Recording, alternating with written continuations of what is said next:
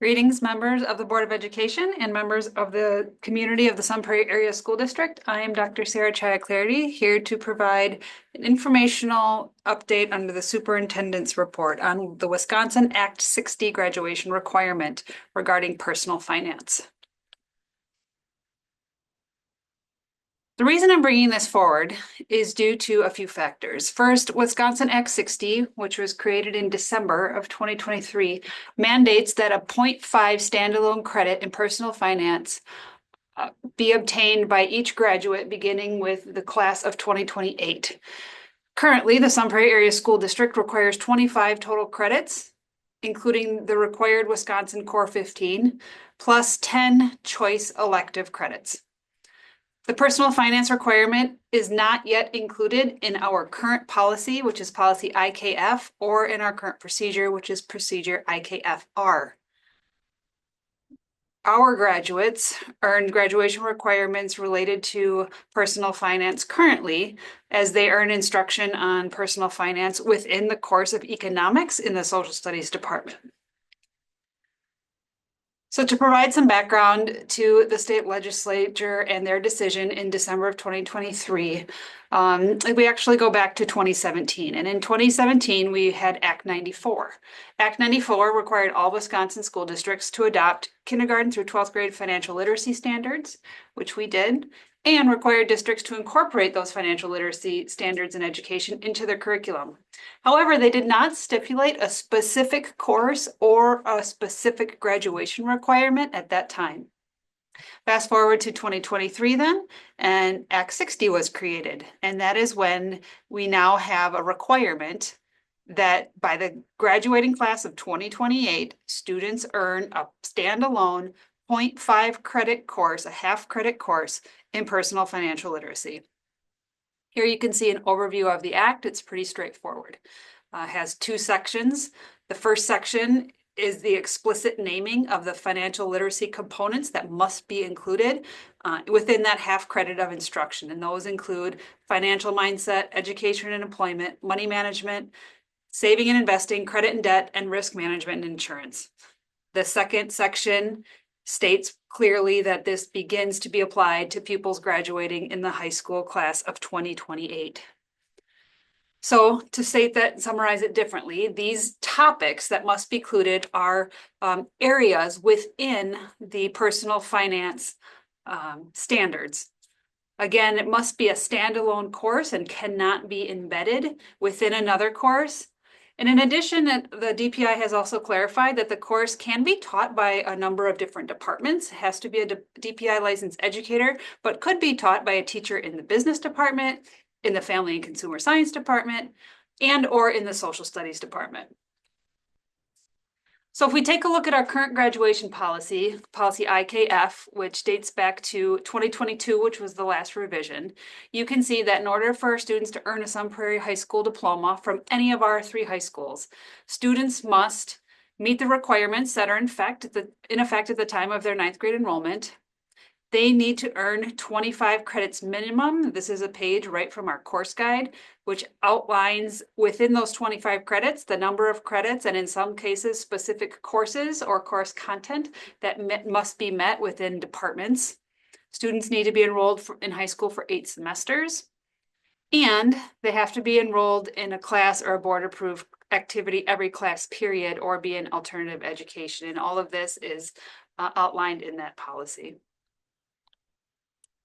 So the implications on Act 60 in our system are really in 2 areas. The first area is our department offerings. We needed to determine which department moving forward after beginning with the class of 2028 will offer the personal finance course, given that it can be taught among 3 different departments. And we also need to consider, will we keep economics as a graduation requirement? So within social studies, one of the explicit courses that students have to take in order to graduate is economics. And again, that's where we've been teaching personal finance standards. The second area that has implications for our system is around graduation credits. So wondering, do we then increase our total requirement from 25 to 25.5? Or Do we keep the required credits of 25.0 and reallocate a half credit from the 10 required elective credits? In essence, taking those 10 elective credits, reducing that to 9.5 choice elective credits, and requiring the 0.5 of personal finance. So we had to make some decisions, and in order to best inform the decisions, we pulled together a team of educators, administrators, and students to talk about all those implications. And so in early May, a team came together that had 26 teachers with representation from the business department, the family consumer science department, and the social studies department, along with the East and West high school administrators and 4 of our student school board representatives. And so what we did during that meeting is we reviewed Act 60 and kind of went over those expectations and discussed the implications just named on our future course offerings.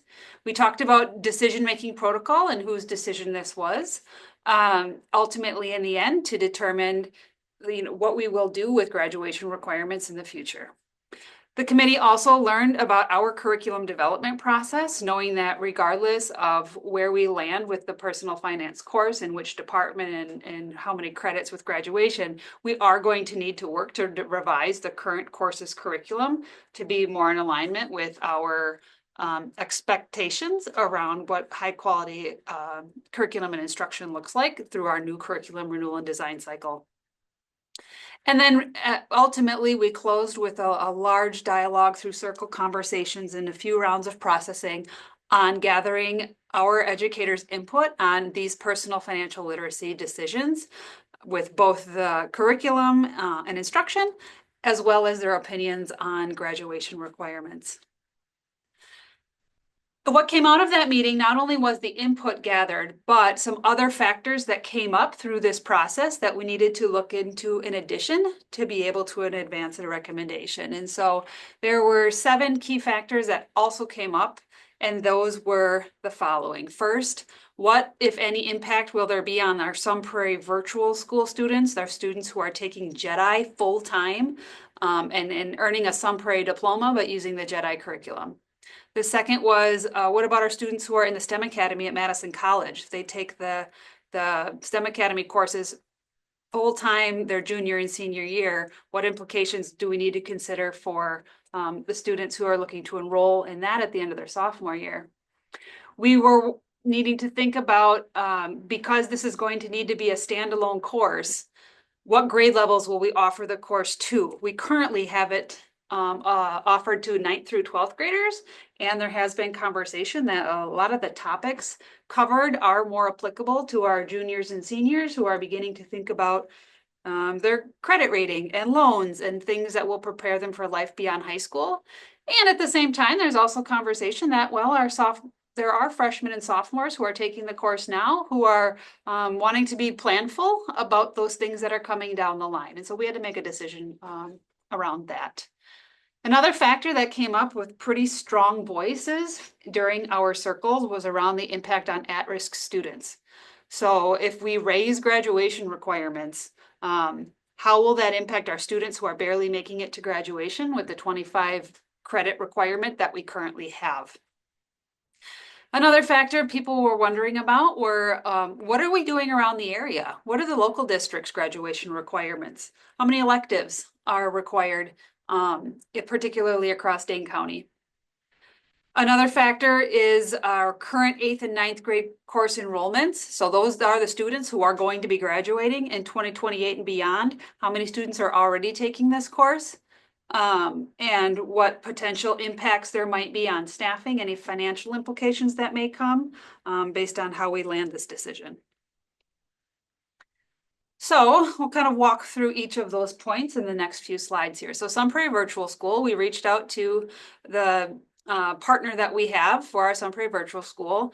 They affirmed that they currently have, both in JEDI and the entire Wisconsin eSchool network, a course. It's called Personal Finance and Money Management. That is a half credit course. Estimated completion time is about 16 to 18 weeks, which is about a semester.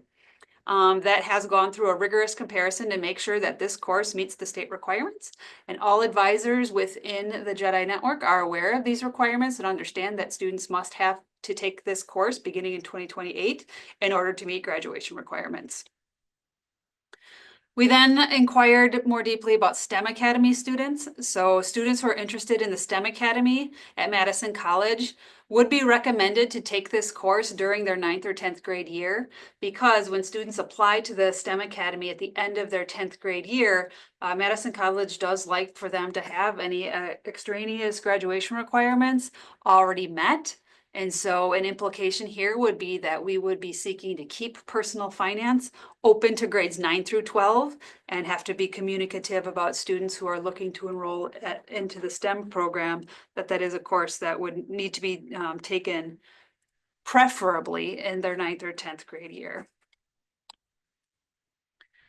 We also wanted to think about our at-risk students and how many students are graduating right now. What's the credit load that's being earned? How many students are just making it to graduation? And if we did change the amount of elective offerings, how might that affect students with their total overall credit load? So here's some data. It shows that right now, if students do not take any study halls at all, they can earn 8.25 credits per year. So that's the 4 block plus a quarter credit for the entire year for SP 30. So if a student went freshman to senior year and didn't take a single study hall in all of their years in Sun Prairie, they could graduate with 33 credits. If a student took a study hall every single semester from freshman year to senior year, so 8 study halls, they would be earning 7.25 credits per year with a total of 29 credits. And so this histogram shows the variance that we had last year. This is our 2024 graduate credit attainment graph. And you can see that there are students who are just getting to 25. Between the bars represent in between. So the first bar, for example, shows in between 25 to 26 credits. So maybe the student at 25, 25.125, 25 and a half, 25.375, right? So that would be that bar there in between 25 and 26.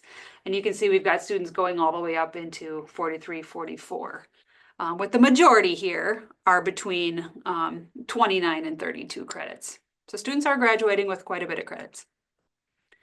Breaking that down a little more specifically, looking at the past 2 years, you've got the total number of graduates. You can see we've slightly increased, and that is a trend that we are seeing in our high schools, increasing enrollment.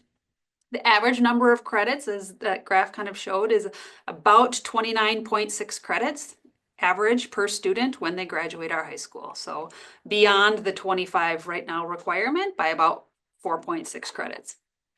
Within the electives, again, it's 10. Students have to earn 10 elective credits to graduate. The average number is just about 11. So just a hair under 11 at 10.94 and 10.96. Here came the question around, what about our students who are just making it? So how many students are just getting to the necessary 25? In 22-23 school year, there were 11 students who just got to 25. And then last year we had 17 students who just graduated with what I would say is the minimum amount that you could achieve to graduate. The reason why we looked into this is because thinking about if we're adding another half credit on top of the 25, where would that burden lie, right? So it absolutely would lie on the students who are just getting to 25. But if we rose it to 25.5, we would also be looking at the students who are within 25.0 and 25.5. So our students who are getting 25.125 or 25.375. So in total, how many students do we graduate that had fewer than 25.5 credits?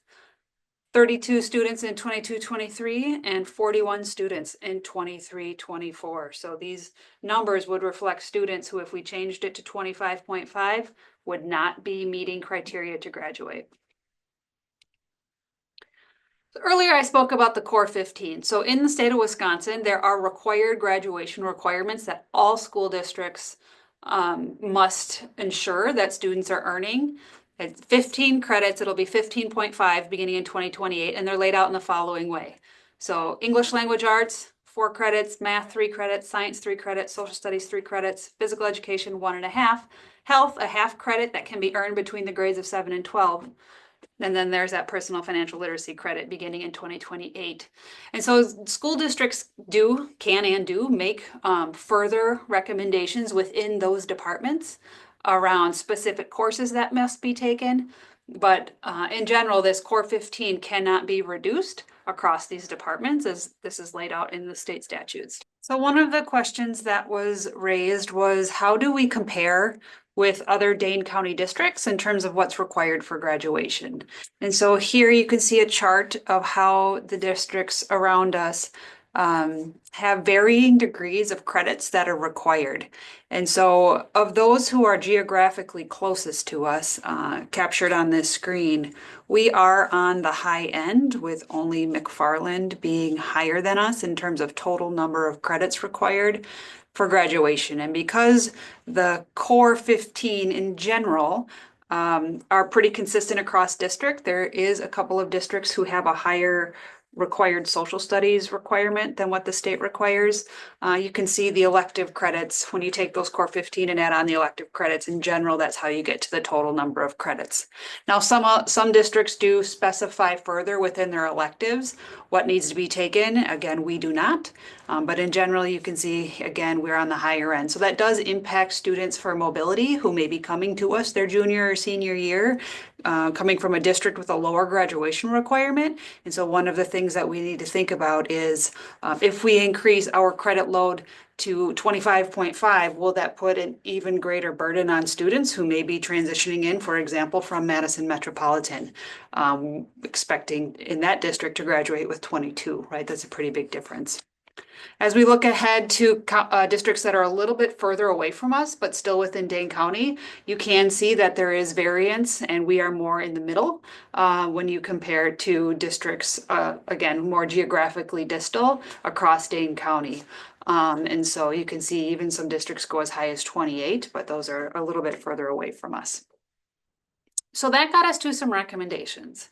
Our committee was very aligned and felt strongly that we should keep the economics course a requirement in social studies, given the depth of knowledge beyond just personal finance, but the economic system in general, that's required to really navigate life in the United States. And so their strong recommendation is to keep economics as part of the credit that's required within social studies. The team was also pretty universally aligned in keeping personal finance as a business department course. And because business created this course, they've been running it successful for a number of years, feeling like it would be an advantage to keep it in the business department. After learning about Madison College and their desire for students to come in with that graduation requirement already kept, the recommendation would be to keep that as open to grades 9 through 12, with the understanding that there may be more real life applicability as students, get towards the end of their high school career.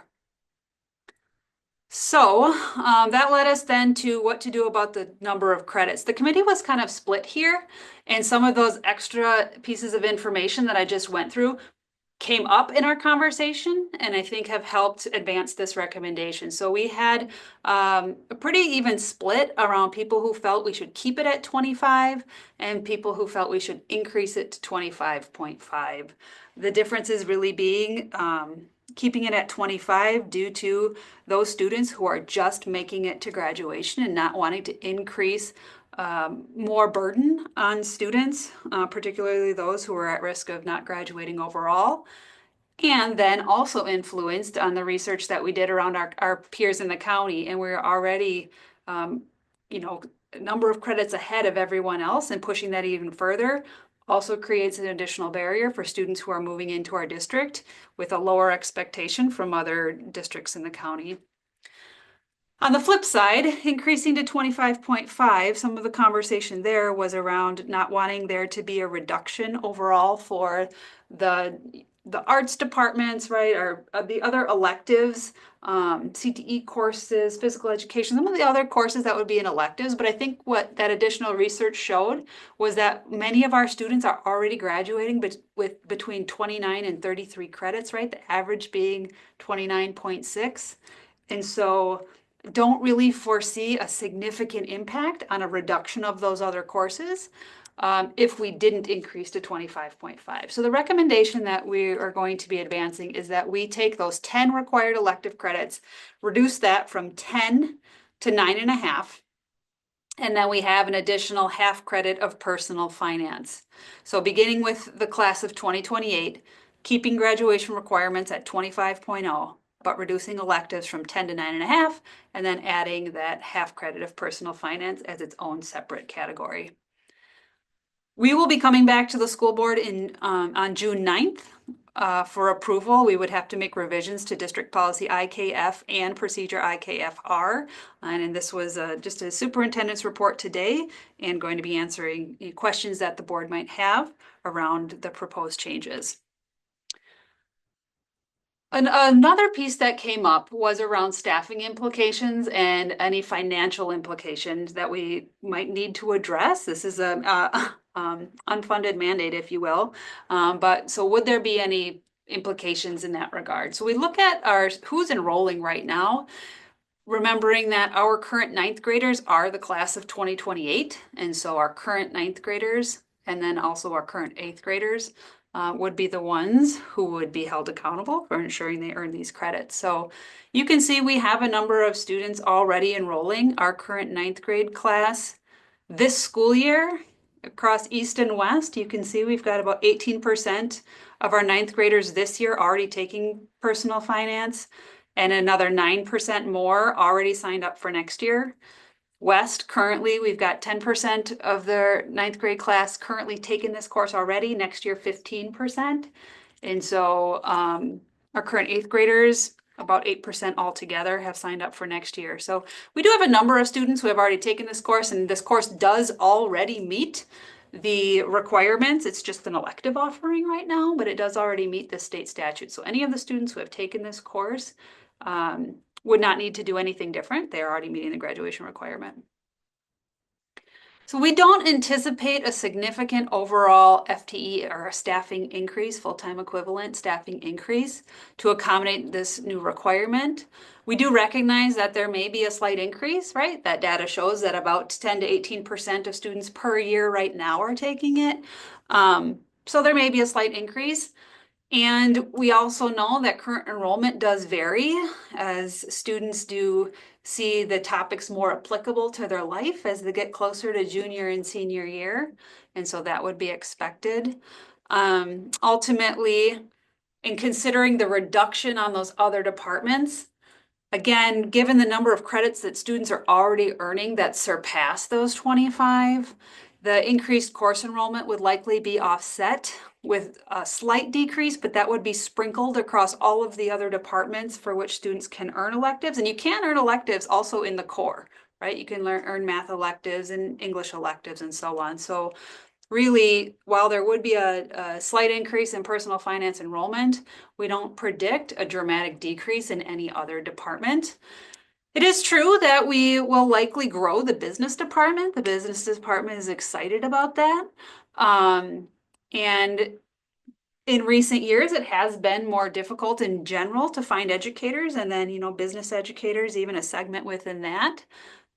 So as a backup, we do know that it would be possible to allow family and consumer science or social studies teachers to teach some sections if need be, but we really would concentrate this in the business department and like to use our own staff and seek to hire more if it grows in that way.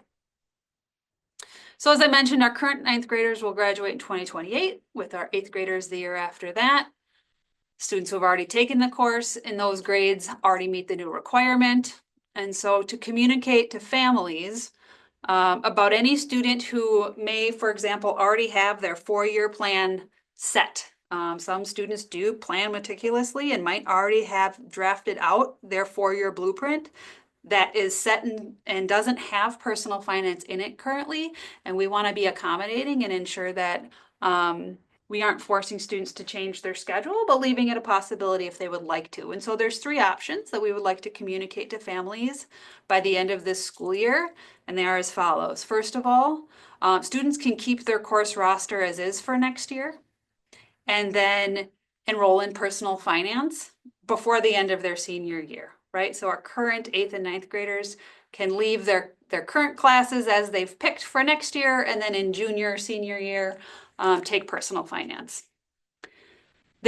Step two, or number two, I guess, is that they could meet with a high school counselor this summer. We have our high school counselors on site every Wednesday throughout the summer in order to be responsive to students both coming in the district, but also students who want to adjust their schedules for the coming year. And so we would communicate that if a student wants to come in and adjust their schedule for next year, that our counselors are available on site to do that. The third option is, again, for any student who maybe has that explicit plan already laid out, we would allow students for this coming year to take that JEDI course that has already met the personal financial literacy requirement. We would allow students to stay enrolled with us full-time, but then enroll in the JEDI asynchronous course next year at no cost to the student or the family, if they wanted to do it in their freshman or sophomore year next year and get it done with. So that is the information on Wisconsin Act 60 and the implications on our graduation requirements. I look forward to answering any questions that you may have at the upcoming board meeting on May 27th. Thank you.